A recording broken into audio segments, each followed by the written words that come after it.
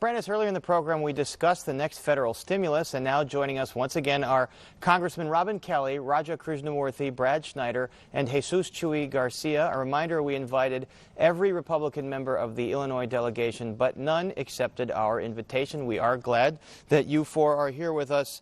So let's talk about some security funding. The National Defense Authorization Act, the bill that funds military bases, pays troops overseas. The president has threatened to veto it. Congressman Krishnamoorthi, is there a veto-proof majority here should the president make good on that promise? I think so. And I think that his reasons for vetoing it are appalling, and I don't think anybody is going to stand for them.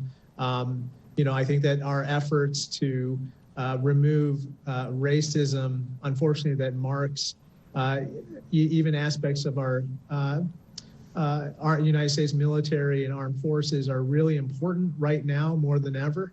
And I think there's a big bipartisan supermajority in favor of that. And you're referring to the aspect in this bill that would rename military bases named after Confederates. Congresswoman Kelly, the Trump administration is blocking the Pentagon, including the Defense Intelligence Agency, the National Security Agency, from meeting with Biden's intelligence team, reportedly. Are you concerned about how this transition is going right now with respect to defense? I'm very concerned, even though there are some things that are happening. Biden and his team are behind because of Trump not even recognizing still that he won. Yes, I am concerned.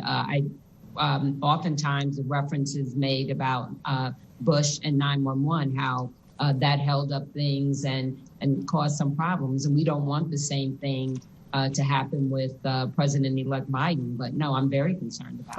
All right, Congressman Garcia, let's move over to another issue in the news. A federal judge recently ruled that the acting Homeland Security chief did not have the authority to prevent DACA recipients from applying and getting status. What does that mean for the millions of children of undocumented immigrants in the U.S. right now that are concerned about their status? And Congressman, I think you're on mute. We have to unmute you. Today is the 10th anniversary when immigrant youth organized and pushed Congress to pass the DREAM Act. It happened in the Senate. It didn't happen in the House, but this week DHS announced that it will begin accepting new DACA applications, the first time since 2017. Thousands of young people have been waiting in limbo for over 3 years to access this program, living in fear of deportation and what future they may have. The court ruling is an important victory, but yet another reminder of the need for permanent legislative solution. It's a first step and it's needed, but the Biden-Harris administration cannot stop there. They must address the rampant and cruel enforcement rates in our neighborhoods, the reunification of separated children during the Trump White House, and of course, the needed access to social safety nets that undocumented immigrants desperately need, especially in the pandemic, and especially with respect to access to the vaccine. And to that effect, Congressman Schneider, the Biden-Harris administration has promised action on immigration in its first 100 days. What realistically will an immigration proposal look like in the next Congress and under the next administration? Well, what I hope we can do is something akin to the comprehensive immigration reform that passed the Senate in 2013 with 68 votes. I helped introduce that bill in the House in 2013 with 180 co-sponsors. I think we can get broad support for that if it will be allowed to come for a vote. I know it'll come for a vote in the House. It depends what McConnell will do in the Senate. But we desperately need immigration reform. As Chuy said, the DACA ruling gives confidence to those hundreds of thousands of young people, some not so young, who have finished school, finished their military service, and are now integrated in our workforce, and in some cases even leading companies or divisions a part of our economy. We need immigration reform for our economy, we need it for our communities, and we need it for the people who live in those communities. All right, Congressman Krishnamoorthi, I want to get back to this strained transition process. Looks like only one of your Republican colleagues in Illinois, Congressman Adam Kinzinger, has formally recognized Biden as the president-elect.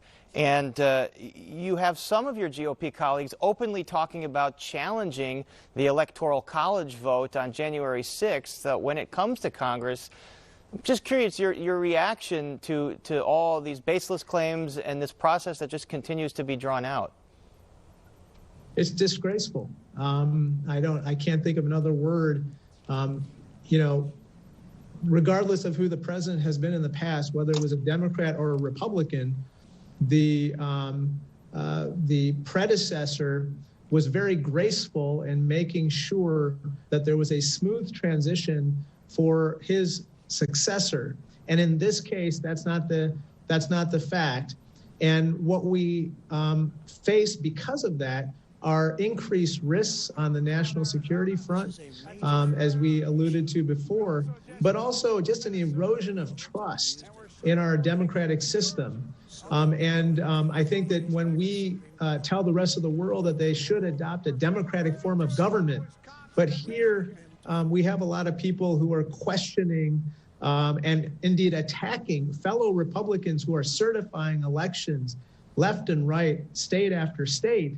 I think it does hurt our democracy, but it also hurts our image around the world. And Congresswoman Kelly, I mean, you hear all these stories of folks saying, well, off the record or in closed doors, many Republicans acknowledge the victory. Do you hear stuff like that from your colleagues, and do they explain to you why this is happening?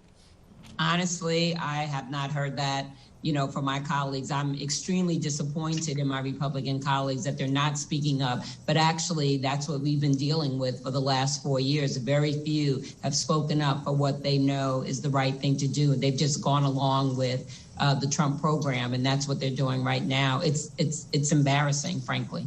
All right, there's a lot. Yeah, go ahead. It may help explain why none of our counterparts across the aisle agreed to be on the show tonight. Exactly. Sure, yeah, and certainly the Washington Post tried to contact many Republicans. Many turned them down. So we have to leave it there. So much to get to, but our thanks tonight to Congressman Robin Kelly, Raja Krishnamoorthi, Brad Schneider, and Jesus Chuy Garcia.